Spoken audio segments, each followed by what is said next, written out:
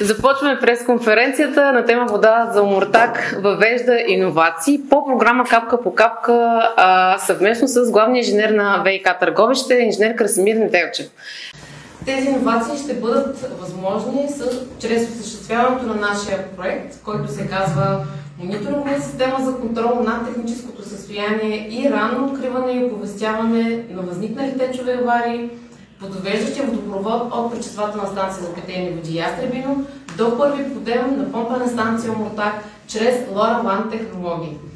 Днешната пресконференция ще се състои от две части. Тук в зала ще бъде информативната част, а след това ще отидем на точка от трасето в село Изворово, което се намира в община Антоново, където в реално време ще стартираме на практика реализирането на проекта, като ще инсталираме един от тези високотехнологични сенсорни модули, наречени LoRaWAN. Проектът е в съавторство, както казах, между Вода за Омуртаг и главния инженер на ВиК Търговище Красимир Неделчев, който също е тук и ще говори. И го реализираме в партньорство с Народно читалище от СПИС град Омуртаг, чието председател госпожа Славка Иванова също е тук. Неговото осъществяване е възможно благодарение на финансовата подкрепа по програма Капка по капка на фондация Because и JTI България и са в партньорство с Българска асоциация по водите, чието председател инженер Иван Иванов също е тук и ще бъде един от говорителите. Аз съм Магдалена Славова и съм организационен координатор на гражданско обединение Вода за Омуртаг, които сме организатори на днешното събитие, както съм и съавтор и ръководител на този умен проект за водата. Днес, който ще представим пред уважаемите медии, гости, граждани от други населени места, които са дошли, които са на режим и имат проблеми с водоснабдяването. Пред институциите, които ще гледат и гражданите, и за гражданите от град Омуртаг на живо в момента, на фейсбук страницата ни, на уебсайта на БТА и които след това ще гледат записа за тези, които не могат в реално време да гледат.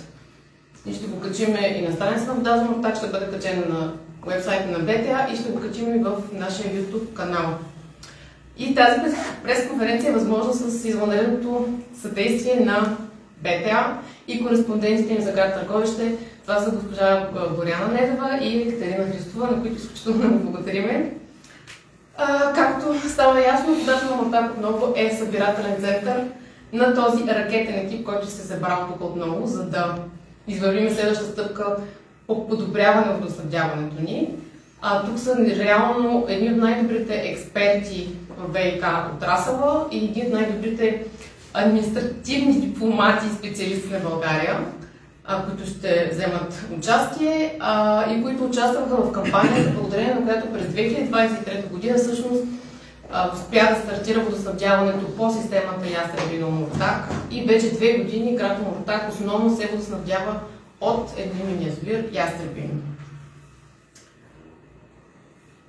Сега предполагам да започнем с инженер Иван Иванов, който е председател на Българската асоциация по водите. Той ще представи грантовата програма Капка по капка, финансирането през фондация Because, каква е ролята на асоциацията в тази програма. Благодаря за представянето. Добър ден на всички, които ни гледат и слушат. За мен се пада удоволствието да представя тази грантова програма, която е доста иновативна за България. Тя се казва, както стана ясно, Капка по капка, е 3-годишна програма, която се реализира де-факто през фондация Because, но се финансира от инициативата на JTI България. Тази инициатива се казва JTI Global Wash Initiative. Както може би всички знаят, големите предприятия, големите фирми имат програми за социална отговорност. Една такава международна фирма като GTI също в рамките на своята програма за отговорност отделя средства, които предоставя на нуждаещи се, за да решават социални проблеми. Трябва да сме много щастливи, че част от тези средства стигнаха до България. Иначе самата програма е насочена към подобряване на достъпа до питейна вода и хигиена с приоритет към райони, страдащи от безводие и въобще проблеми с водоснабдяването, включително и с с качеството на питейната вода, като целта не е само да се финансират инфраструктурни проекти, но и да се подпомага устойчиво водопотребление, да се ангажира обществото, институциите и да се подкрепят социални организации, които осигуряват хигиена. Програмата функционира под формата на грантови средства. За тях може да кандидатстват различни типове организации, както общини, което се случи. Де-факто повечето кандидати бяха общини, но така и неправителствени организации, граждански групи, дори читалища. Тук мисля, че сред нас има много добър пример във всички посоки. Финансираните дейности могат да включват ремонт на водни инфраструктури, изграждане на нови чешми или сондажи, откриване на резервни водоизточници, мерки за водоспестяване. Де-факто ние сме в изпълнението на първата година, като за финансиране кандидатстваха доста, над 100 проекта. 108, да. Като бяха одобрени 28 проекта, общия фонд, който е разпределен е 500 000 лева. Ролята на Българска асоциация беше в партньорство с BICOS да излучи експерти, които да оценят качеството на тези проекти. Като казвам качество, имаме предвид те да са реалистични, времево изпълними, в рамките на нормалните разходи, които трябва да се очакват за подобни проекти. Аз самия се запознах с повечето от тези проекти и направим впечатление, че в повечето случаи имаше кандидати общини, които предлагат да се направят или възстановят обществени чешми, да се търсят нови водоизточници, което е логично в контекста на липсата на вода в някои сезони от годината. Но наистина проекта, който днес ще сложим начало, ми направи особено голямо впечатление, защото той е насочен към решаване на текущи оперативни въпроси с иновативни решения. Според мен, голяма част от проблемите в българското водоснабдяване трябва да се решават именно по този път, търсейки иновации, търсейки решения, които да ни подпомагат в ежедневната работа и чрез тях да пестим водните ресурси и да ги управляваме по-добре. Така че за мен е от изключителна важност този проект да бъде успешно реализиран и да покаже своята ефективност, защото съм сигурен, че той ще бъде база за прилагане в всички ВиК оператори в последствие. Това за сега мога да споделя. Благодаря ви, инженер Иванов. Сега ще дам думата на инженер Лоско Лозев, който е председател на управителния съвет на Български ВиК холдинг, която е подкрепяща институция и то през целия процес на активната кампания, наречена Вода за Омуртаг. Тук ще припомня, че всъщност именно благодарение на инженер Лозев, когато той беше изпълнителен директор на ВиК холдинга, благодарение на неговата умела дипломация и умения за преговор, реално той успя да осъществи нужния диалог с община Омуртаг. Става въпрос за ноември-декември 2023 година, с строителния надзор, който беше тогава на водопровода, за да могат да се извършат последните стъпки, за да се въведе в експлоатация водопровода реално и да подава вода на Омуртаг, който беше в бедствено положение по това време. Ще вметна също така, че същата година, 23-та година, пролета и лятото, тогава пък изпълнителният директор по това време, госпожа Ирена Георгиева, също направи решителни управленчески решения, с които съгласува на ВиК Търговище да стартират водни тестове на този водопровод с огромен финансов и административен риск, след това да продължат през лятото, въпреки че тогава имаше една пауза. Така че ВиК холдинга реално съдейства на два ключови решителни етапа съвместно с ВиК Търговище, без които управленчески решения, както казах, нямаше да може да стартира реално водоснабдяване към потребителите. Заповядайте, господин Лозев. Благодаря. Здравейте, колеги. Първо благодаря за поканата.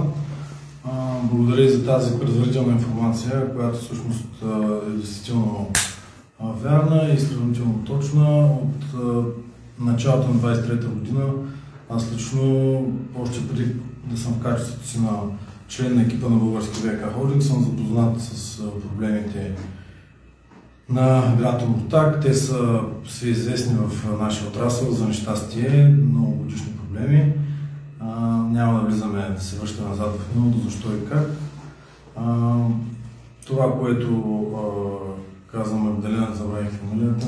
Славова, госпожа Славова, всъщност демонстрира това, че действително в екипа, който и към днешна дата сме в управителното тяло на Български ВиК Холдинг, наистина ни е важно това да се работи в екип, не само с нашите дъщерни дружества, каквото е ВиК Търговище, не само с неправителствените организации, Вода за Омуртаг, БАВ и други граждански организации, и с целия граждански сектор и с самите потребители и граждани.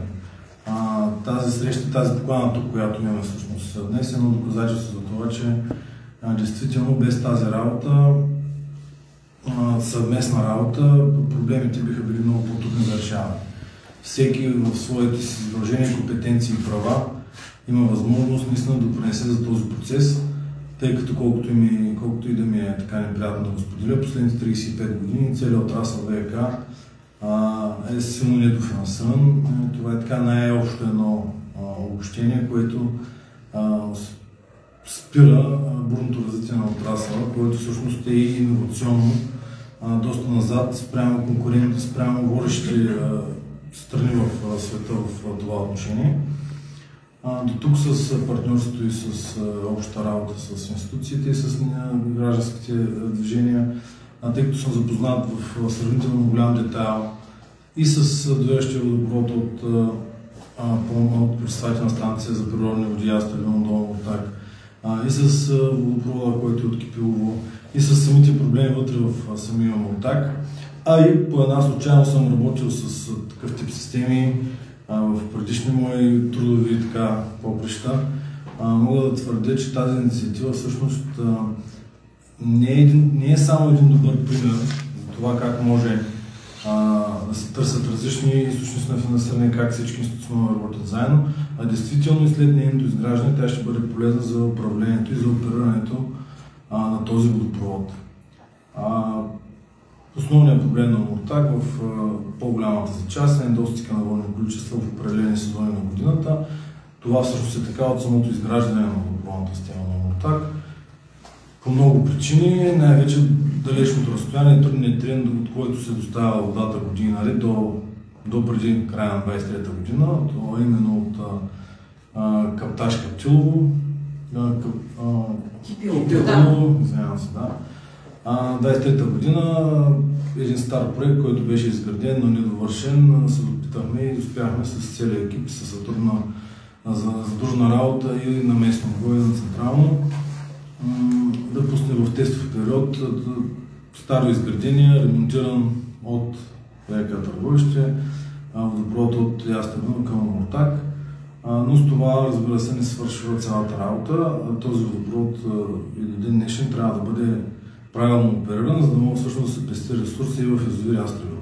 Това всъщност е основната идея на този проект. И в самата си основа той е базиран върху наблюдение, върху постоянно, бързо, реално наблюдение в реално време на водни количества и налягане, което всъщност ще доведе до много позитиви в оперативната работа на този водопровод, ранно намиране на аварии, поддържане на постоянен дебит и пестене на ресурс, който всъщност за региона е най-ценното, което в момента може да се случи. Така че адмирации за целият екип, който е достигнал до това ниво, че да започне работата на този екип. От наша страна продължаваме да имаме и да имате институционална подкрепа, най-малкото което е, и техническа, ако има нужда. Тук, разбира се, господин Делчев от години мой професионален колега, който всъщност за този етап, когато има нужда, но за последно време така се насочи усилията към други области в България, които имат по-сериозни проблеми. Така че до тук ще спъсна моето изложение, то съм отговарял на въпрос, благодаря още веднъж за поканата. Благодаря ви, инженер Лозев. Преди да дам думата на инженер Неделчев, искам просто да нагледя за всички зрители и граждани, които не са инженери. И след това той вече ще говори по същество на проекта. Предполагам, че на камерата се вижда добре отдалеч тази камера. За да може, когато говорим за Антоново и Омуртаг и язовир, да се ориентираме. Тук съм това жълто отбелязано град Омуртаг, тук е град Антоново, това е въпросният язовир Ястребино, това е пречиствателната станция, тук е Изворно, където ще отидем на терен. Ние в момента се намираме на датата на картата.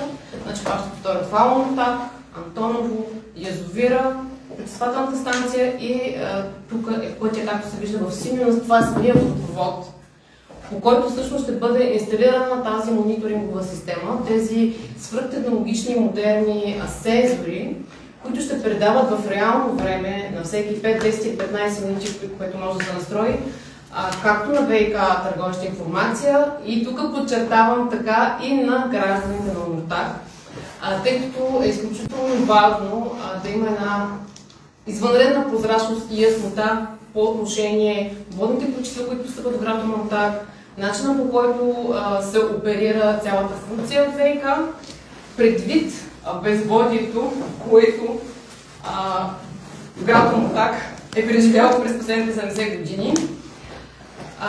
И освен тези водни спестявания, бързото кърване на аварии, за които инженер Неделчев повече ще обясни, това, което ще постигне този проект е, че ще даде достъп на всички всъщност хора, не само граждани на Омуртаг, всеки, който иска, ще може през софтуер да влезе в акаунта на капка по капка и вода за Омуртаг и да наблюдава движението на тази вода по водопровода, да вижда колко литра текат, дали някъде има пауза, което означава, че има авария, инженер Неделчев ще обясни повече.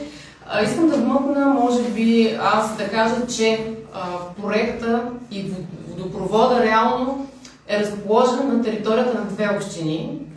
Това са община Антоново, който кмет господин Ередин Мехмедов е тук, и община Омуртаг. И като третата институция, която е нужна за да се осъществява водоснабдяването, това е ВиК търговище, които са неотлучно и активно през последните години за подобряване на нашето водоснабдяване. Предполагам господин инженер Неделчев да обясни повече за самия проект и инженерната му част. Само аз искам да го представя. Значи той е, както казваме, главен инженер на ВиК, той беше ръководител на целия процес по водните тестове, които се осъществиха през цялата 2023 година. Той ръководи цялата стратегия, целият процес, инженерно и институционално дори. И е съавтор на сегашния ни проект за мониторинг. Заповядайте, инженер Неделчев. Този микрофон, го вземете пред вас, той се разтяга и копчето. Ако може само към камерата напред лявата. Ще може, да. Благодаря. Добър ден и от мен. Благодаря и на достатъчното гости, които се пътували от достатъчно далечно разстояние. Виждаме доста уважаеми от нас гости от София. Може би две думи за колегата, който е от Плевен, който също се бори с подобни проблеми в Плевен. Плевенско, може би, там не съм запознат колко населени места. Може се афишира много за този проект, че е иновативен, да, той сам по себе си иновативен, но ако го разгледаме в детал, той представлява той е съставен от няколко елемента, които няма нищо иновативно в тях. Измерването на налягането ще става с тривиален датчик за налягане. Аз на следващия пас може би ще покажа нещо, ако може. Иновацията идва от това, че най-после може да ползваме, казвам най-после, понеже аз работя 25 години в сектора, най-после може да ползваме технологията LoRaWAN, която е разсекретена военна технология. Вероятно колегите до мен ще разкажат повече за нея, която технология позволява да предаваме данни и информация на големи разстояния. Тя е от типа технологии Low Power, Long Range, т.е. този проект, ако трябва да бъде малко по-подробен, в моята глава датира от преди 20 години. Срещайки трудности с поддръжката на трасето от Кипило, това са 42 км, аз го наричам дори на жаргон Жив Балкан, там може да срещате и Мечка, които ходим по авариите. Трябваше да кажа някакво съдействие на колегите в трудности, които срещат, и за да идентифицираме проблема, там може би сме известни с това, че имаме двама служителя, които се занимават само с обход на трасето. За да идентифицираме проблема, на нас се трябваха, смело ще кажа, дни. За да ги сведем до няколко часа тия процеси, ние се опитахме да направим на старото трасе контрол върху разхода в началото, в края, и в един момент възникна идеята да сложим няколко датчика за налягане на въздушниците по трасето, на високите места.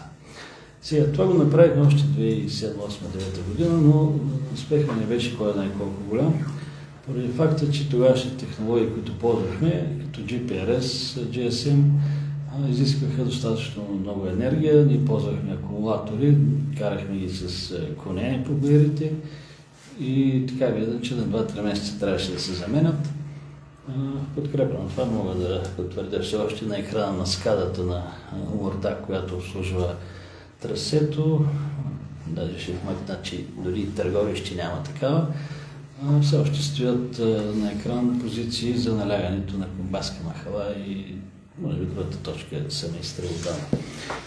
След 20 години вече, достъпвайки технологията LoRaWAN, тук се спомена, че 2018 година, може би в предварителните разговори, тая технология вече аз се бях запознал с нея. Тя даде достатъчно възможности да замислим този проект. И тук е място, може би, да кажа как стигнахме и до него.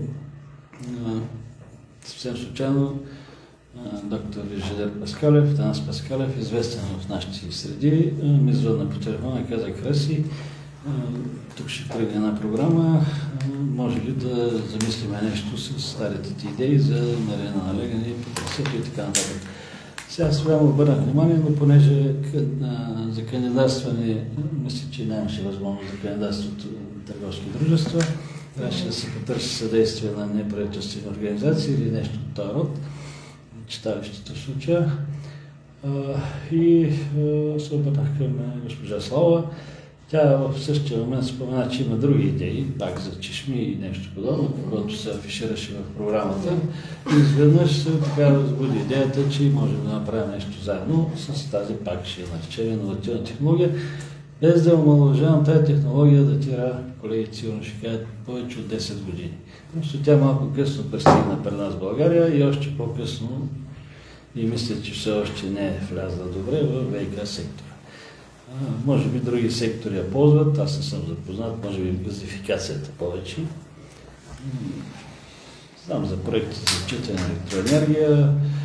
При нас има и много други проекти, десетки ще ги нарека, за отчитане на инкасиране на водни количества, мерене, налягане, разход в населени места и т.н. Но тук идеята е да мериме за специалистите, да мериме налягането в критични точки, ще ги нарека. Това са характерни точки по трасето, не само на въздушници, и на най-низки точки, като оттоци.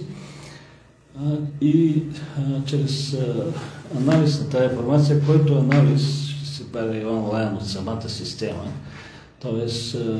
приложението, което ще ползват събраните данни, ще бъде анализирано от сървър и при отклонения, които ще бъдат зададени, разбира се, от инженерния екип, ще се получат нотификации на, примерно, както казвам, могат да изпратя съобщения и имейли на десетки хора. Било то служебно или не служебно ангажирани.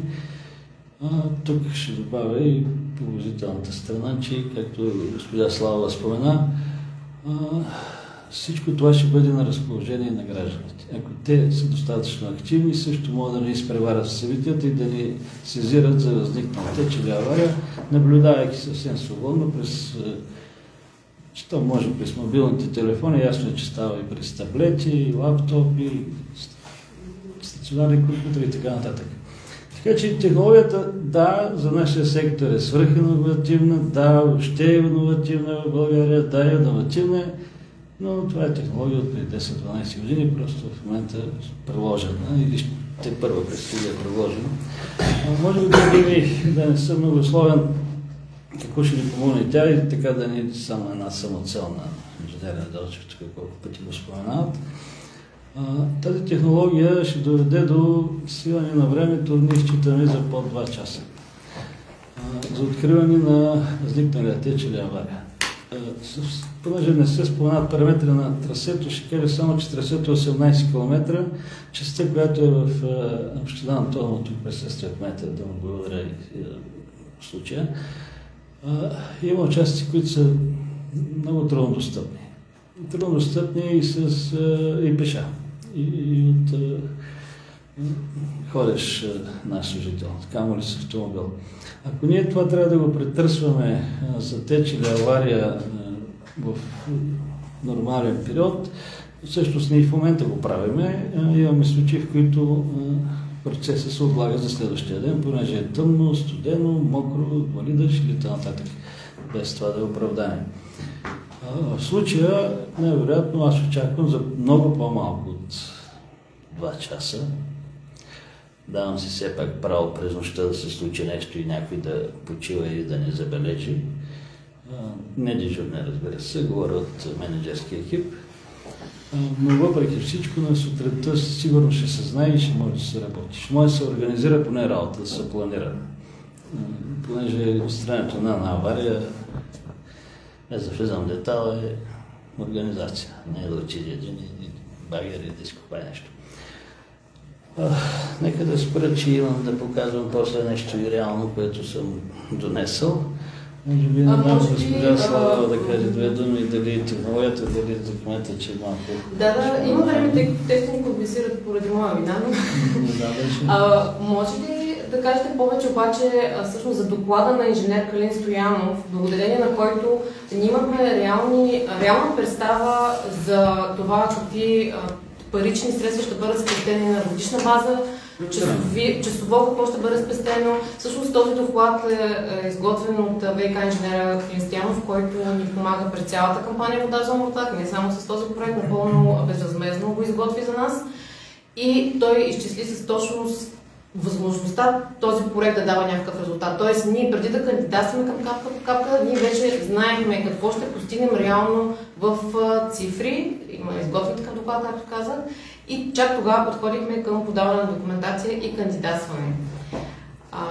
Какви ще бъдат ползите всъщност за ВиК дружеството, ако може малко. Или мога и аз да кажа данните като цифри?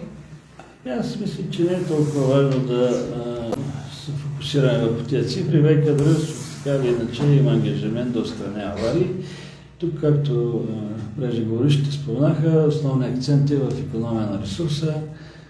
Може би това, което господин кмета ще трябва да сподели, ние постоянно мачкаме ниви, търсиме аварии, налага се да газиме храсти, някъде да режиме клони, сега не злоупотребяваме, но все пак това е в търсене на аварията. В случая системата ще я намери сама. Тъй, че там има някакви сметки, направени от рода на...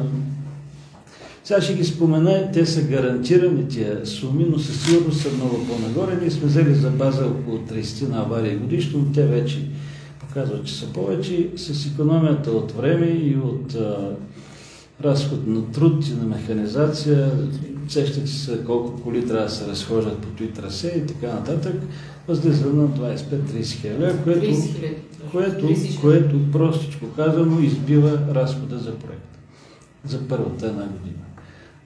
Така, доколкото имам познание от икономика, инвестиции от рода на 3-4 до 5 години, които се възвръщат, са на Запад се правят мигновено. Това се светкаващи инвестиции.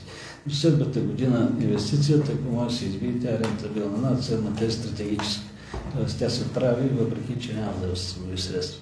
Нашия случай е уникален. За под една година вложените, макар и грант за нас средства, те не за нас приемата, ще бъдат спестени на ВиК оператора.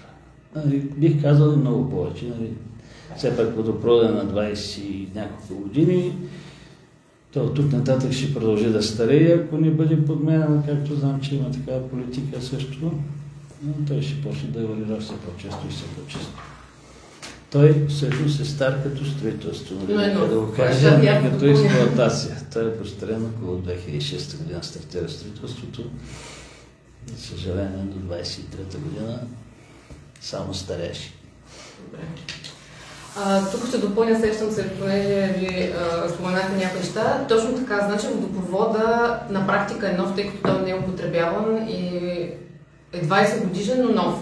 За тези 20 години редица управления са упражнявали върху него, включително и милиони инвестиции, разбира се, са заминали за опити той да бъде вкаран в експлоатация. Говорим за 20 години и десетки милиони. И няколко управления. И тук ще подчертая, че в рамките на 18 месеца от есента на 2022 година до 23 декември 2023 година ние успяхме кампанията Вода за Омуртаг успяхме всъщност да постигнем и да го введем в експлоатация, без всъщност да се изхарчат никакви държавни средства. Единствено ВиК Търговище пое всички разходи по водните тестове и всякакви други разходи, които им костваха, рискувайки без да знае какъв ще бъде резултата. Така че тук ще подчертая отново, че екипната работа в тази кампания Вода за Омуртаг не просто ние гражданите, в нея се включват над 400 човека, всички тези хора тук, които аз наричам ракетния екип, плюс много други експерти, допринесаха с 100% безвъзмездно съдействие, всеки с познанията си, експертизата си, включително и медиите, без които, както казвам, ние може да вършим чудеса, но те са нашия глас и говорител, без те да разпространят добрата новина, ние щяхме да останем в една неизвестност. Така че цялата тази колаборация от всички тези прекрасни хора с висок човешки фактор, които аз наричам, решихме един 70 годишен проблем на Омуртаг, тъй като водопроводът е 20 годишен, но липсата на достатъчно водни количества е 70 годишен проблем. Сега ще дам думата на кмета на община Антоново, господин Хайредин Мехмедов, защото колко важно е всъщност неговото присъствие и неговото участие в реализирането на проекта ни, тъй като колкото и гениален, иновативен, технологичен да е един проект или каквото и да е инициатива, каквито експерти да се включат в него, без всъщност да бъде съгласувано реализирането му от нужните власти и служби и институции, той просто ще си остане една велика идея. И тук ще подчертая, че господин Мехмедов, кмета на община Антоново, още в април месец, когато правихме проучвателната дейност по проекта, преди да подадем документите и да кандидатстваме, ни обеща, че ще ни окаже пълно съдействие, което всъщност го показва през всичките месеци до сега. Прегърна идеята без въобще да има някакви притеснения или някакви условия да поставя. И сега ще дам думата на него, тъй като, както казах, проектът е разположен и на територията на община Антоново и община Омуртаг. Припомням защо става въпрос за Вода за Омуртаг, но какво е връзката с община Антоново и господин Мехмедов. Моля ви само да се обърнете към камерата на ПТА. Силно микрофон още, ако може. Ето това. Уважаеми колеги, добър ден и от мен. В един прекрасен ден ми се обадиха госпожа Славова и госпожа Иванова. Искаха среща с мене. Аз им казах, че няма никакви проблеми да заповядат. Дойдоха и си представиха техните виждания по кандидатстване по този проект и ме помолиха в последствие да съгласувам този проект, като част от водопровода е на територията на община Антоново. И аз имах един въпрос само към тях, защото, знаете, общините страдат от безпаричи. Нужно ли е средство от община Антоново? И те ми казаха, че не, само от ваша страна трябва едно съгласуване. И аз, без да се замисля много, им казах, че съм готов да съгласувам всичко и да ги подкрепям във всяко начинание в това отношение. Защо? Защото, както и господин Неделчев каза преди малко, този водопровод подава вода от няколко месеца, до сега не е подавал вода, а евентуално ако не се сложат тия датчици, с които на първо време ще спестим ресурс от вода при ранно откриване на авариите и ранното им ремонтиране.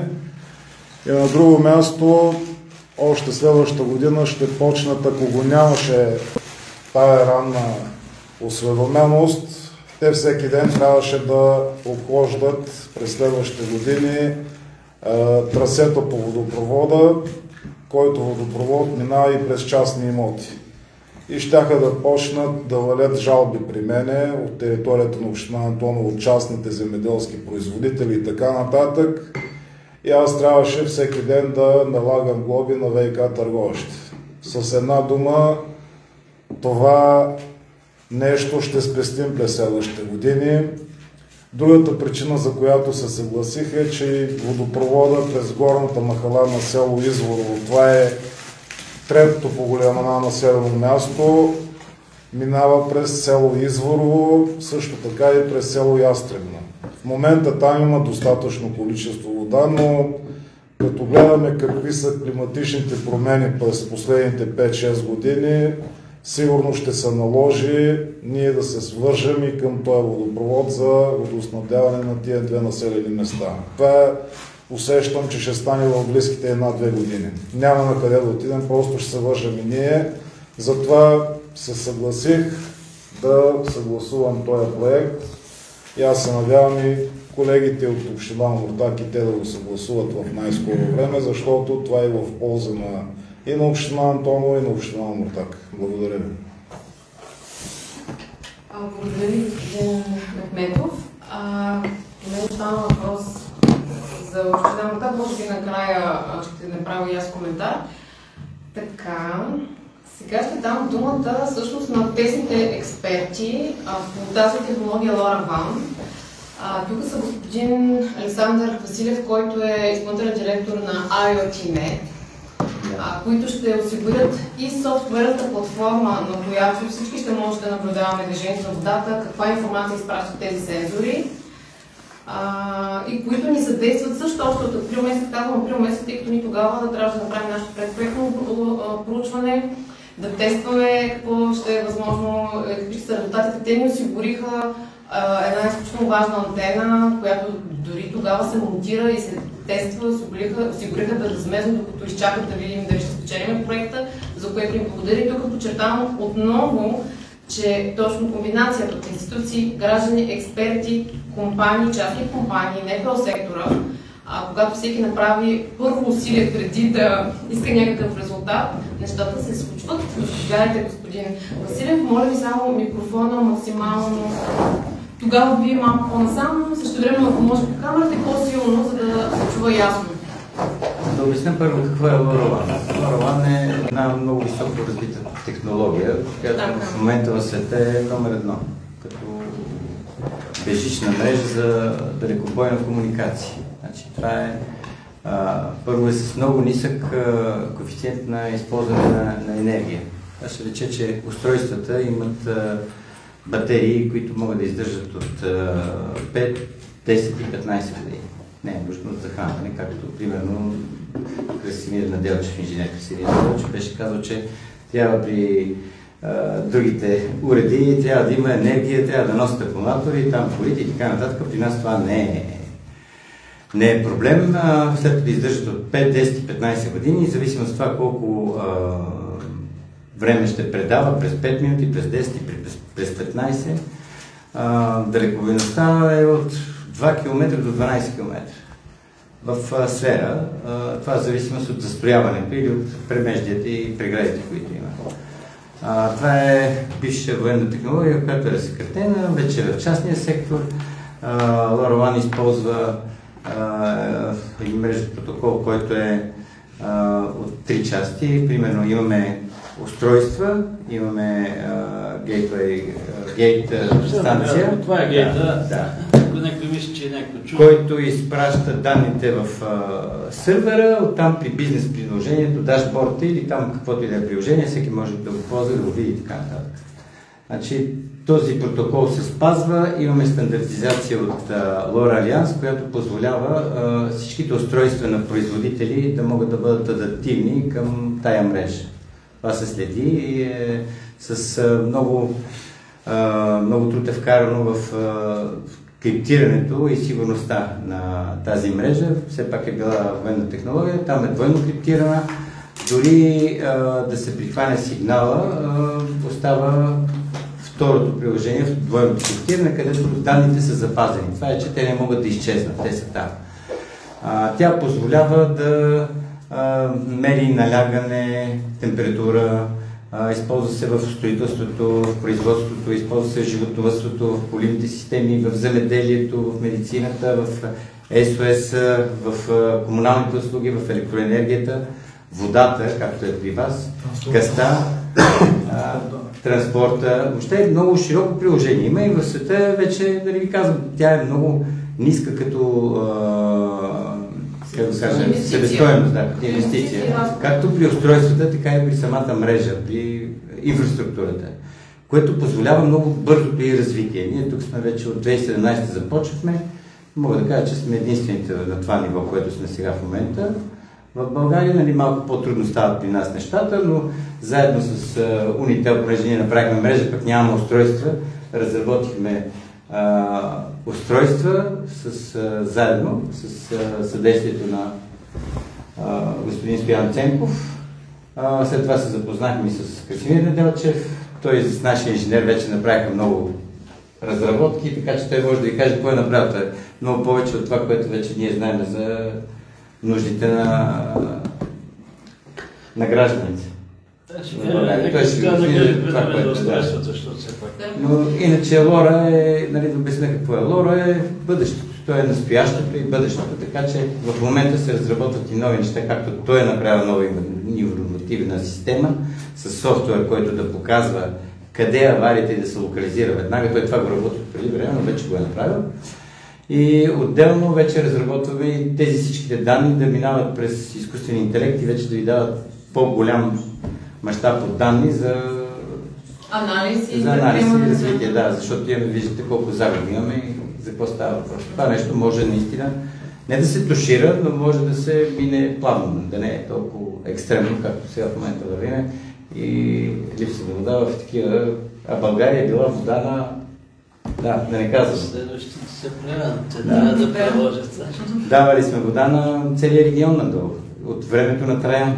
Ако някой знае история, ще знае как сега водата ни е почти безплатна, ние няма. Бяга някъде.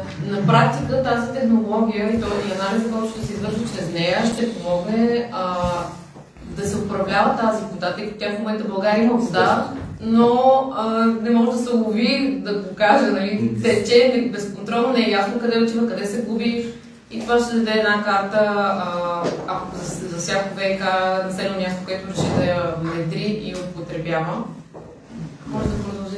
Нека той да Красимир Неделчев да обясни, защото той вече е направил нещо, което сега ще дам думата обаче на господин Стоян Ценков, да може да допълни. Да края ще помогна времето. Сега само да представя.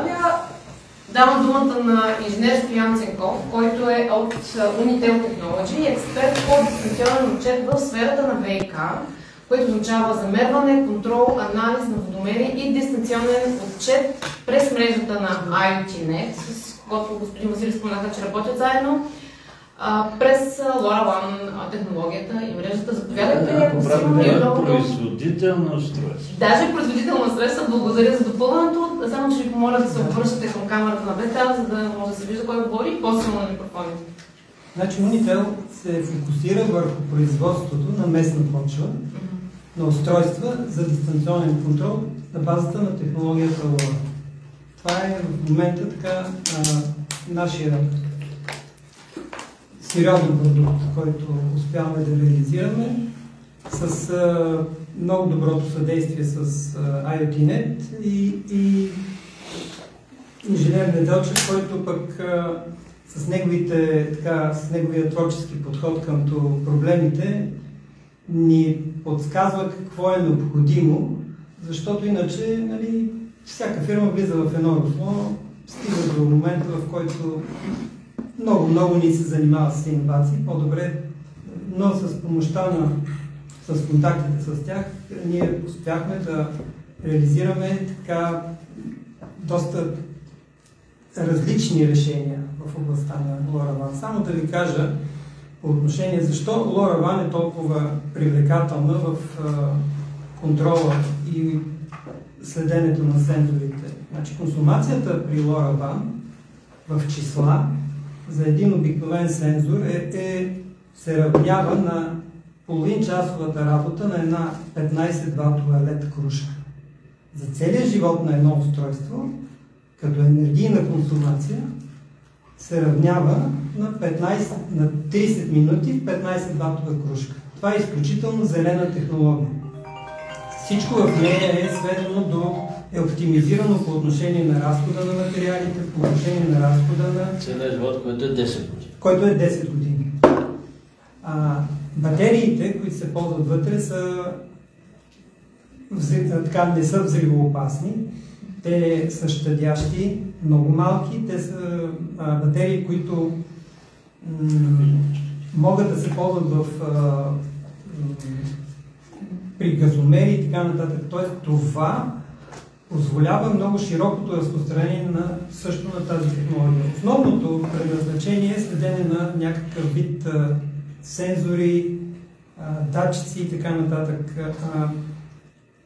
Защото с много малка енергия и с много голямо покритие може да се икономиса труд. На базата на LoRaWAN мрежата е клетъчна система. Значи, минимум трябва да имаме един гейт, една клетка, оттам нататък всички датчици могат да бъдат обслужвани през една клетка, достатъчно добре разположена. Ако районът е по-голям, се налага разполагането на 2 или 3, което означава, че ако ви контролирате, например, водомери или електромери и така нататък, не се налага обхождане на тези устройства. Освен всичко друго, вие може да ги контролирате няколко пъти на ден. Показанията, те могат да седят няколко пъти на ден, което означава също, че може да се следи, как да кажем, поведението на консуматора в този момент. Както господин Василев каза, трафика е криптиран, което означава, че той дори да бъде прихванат, не може да бъде декодиран.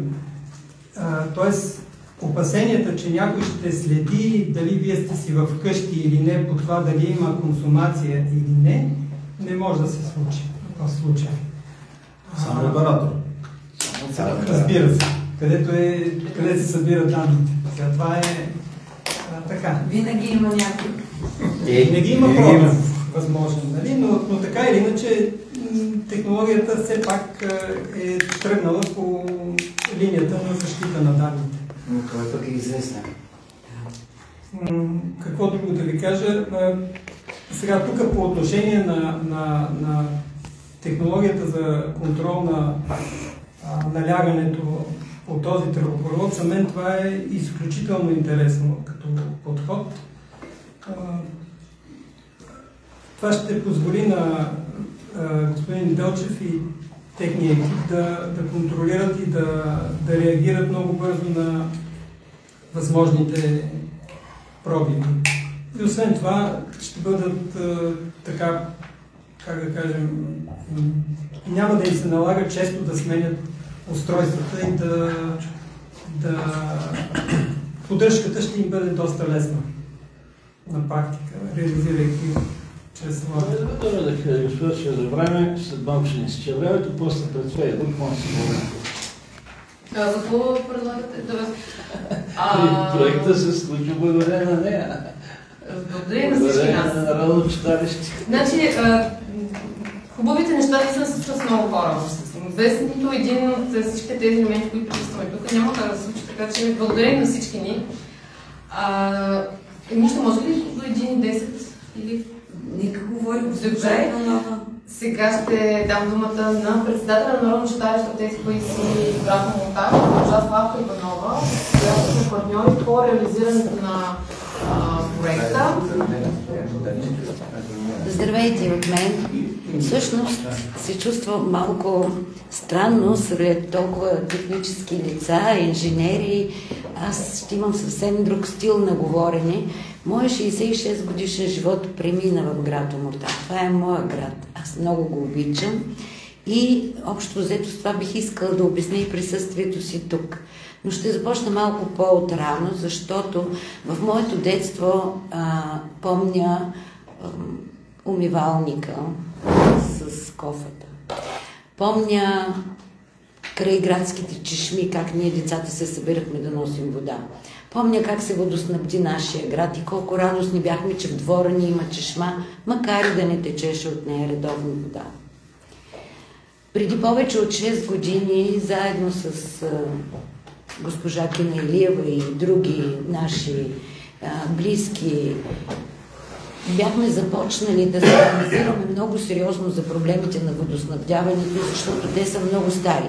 Те са от 1934 година, сменят се режими, управленци, но проблема си остава. И така ние започнахме с писма към институциите, стигнахме до политическия кабинет, до министър-председател и тогава се включиха Маги и Пепи. Ние им предоставихме цялата информация и те започнаха толкова смело, толкова всеотдайно, толкова напористо да работят по въпросите за водата, за да докажат, че заедно не само можем, а можем всичко, както казват те. И така аз съм с тях от първия момент и когато Маги сподели за тази иновация, без да се замисля, казах, че съм до нея, съдействам и ще правя всичко, което е необходимо този проект да се осъществи. А защо? Винаги с гордост съм твърдяла, че Омуртаг е град на един светец, Йоан Трапезунски. Град на един академик, Даки Орденов, основател на ботаническата градина. Град на един космонавт, Александър Александров, който пръв реализира космическата си програма на 100%. Град на първия адмирал на военноморския флот Бранимир Орманов. Сега мога с гордост да кажа, че ние сме град, чиято вода е умна. От едно изостанало селище с големи проблеми за водоснабдяването, ние директно скочихме в 21 век. Направихме един голям пробив с това и влязохме в час с времето, с новите технологии, интернет, изкуствен интелект, така че нашата вода стана умна, с което ние можем да бъдем и модел и образец на подражание. Това е от мен за сега. Радвам се, че успях да бъда част от този невероятен екип и да помогна с каквото мога, като представляващ тази институция, читалището в града ни, което е на 155 години, за да може да се случи наистина този невероятен проект с тази изключителна иновация, която, пак казвам, ще направи водата ни умна. Както караме умни коли, както имаме умни жилища, крайно време и тези неща да започнат да се случват в селища като нашия малък град. Благодаря ви. За заключение ще направя един апел към община Омуртаг и конкретно в лицето на господин кмета Джунейд Юнусов, за да може да осъществим проекта в цялата му пълнота, както първоначално е замислен. Очакваме от тях в най-скоро време да съгласуват поставянето на сензорите и осъществяването на мониторинга на тази част от водопровода, която попада на територията на община Омуртаг.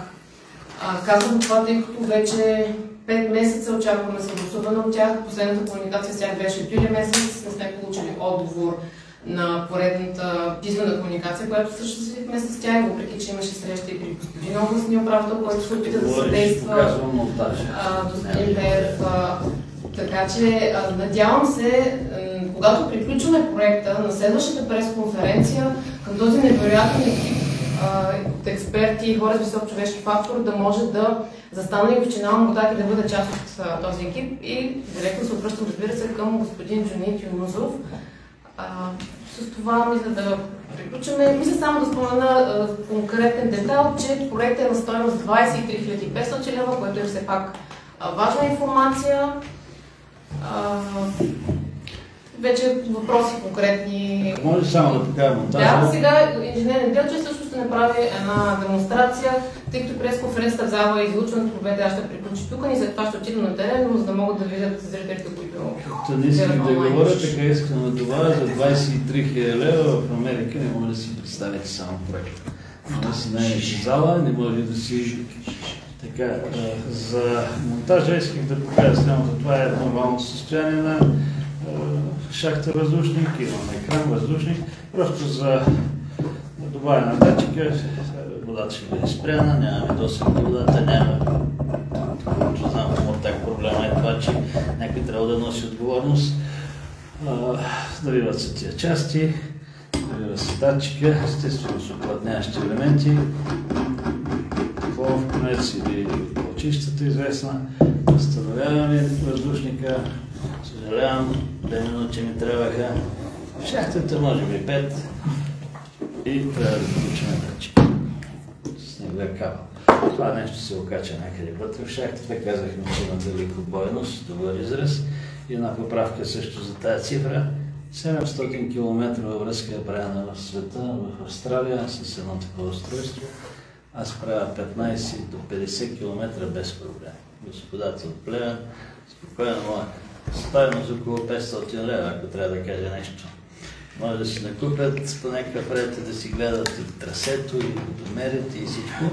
Между другото, подкрепя госпожа Иванова, водата отдавна е умна, сега ще направим по-умна.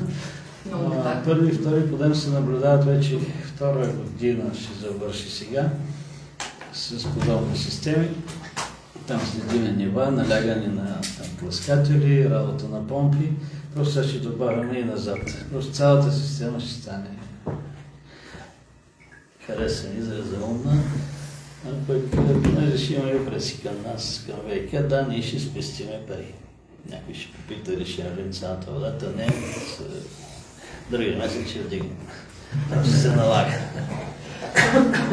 За този монтаж след малко ще го покажем на живо. Моя екип чакат на място, който желая, разбира се, от гостите и ако няма транспорт, ще осигурим. След като го направи този монтаж, аз нося лаптоп, но ще предоставим, предполагам, Магдалена, защото тя е проекта. Ще предоставим на всички юзери пароли и линки, всеки където и да е по света и има интернет, забележете. Ще може да следи това налягане, включително разходите, включително кога работиме, дали дремеме, дали работиме. Аз малко наведи. Съвсем така популарно ще кажа.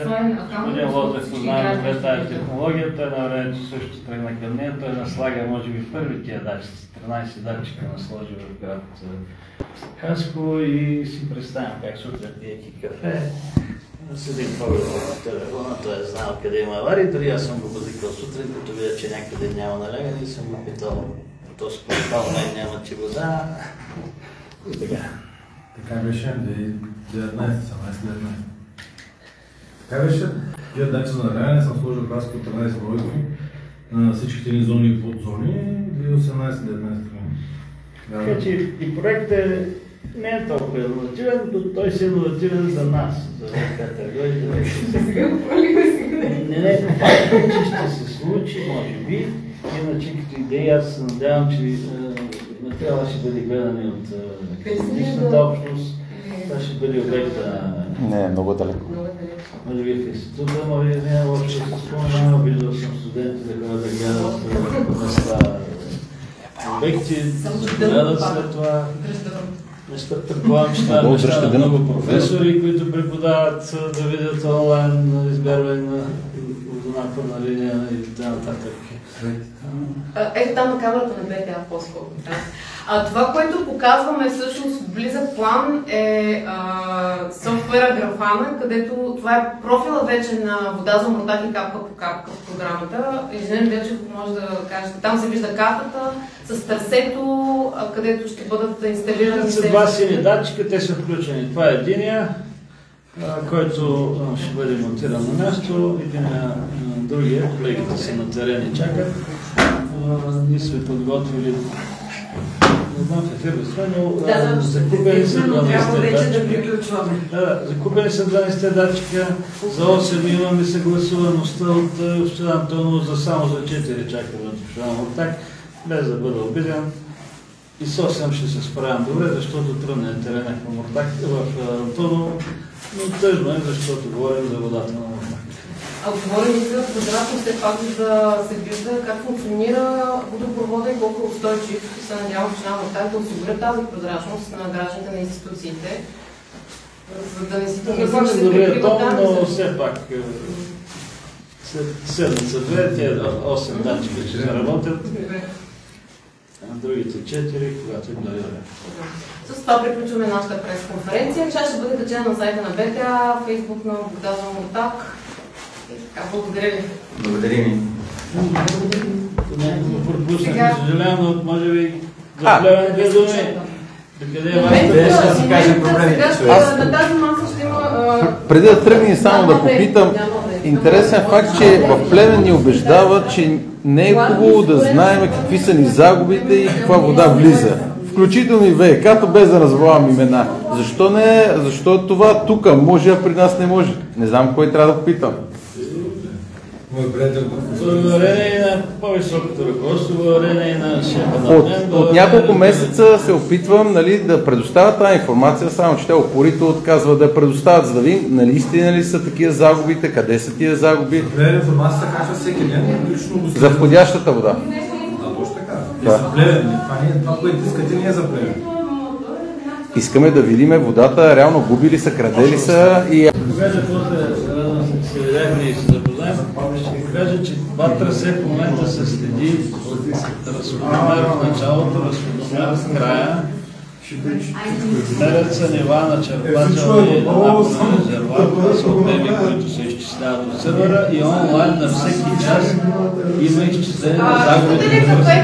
Браво. Са се движили между 8 и 48 пъти. На 48 не сме да кажа. Значи аз не съм правил нищо под 48%. Това го знаеш, това не е тайна, това не го знаем гражданите. Това е достъпно за цели оперативни. Ама аз чета... Стане достъпно и за гражданите. Да, нали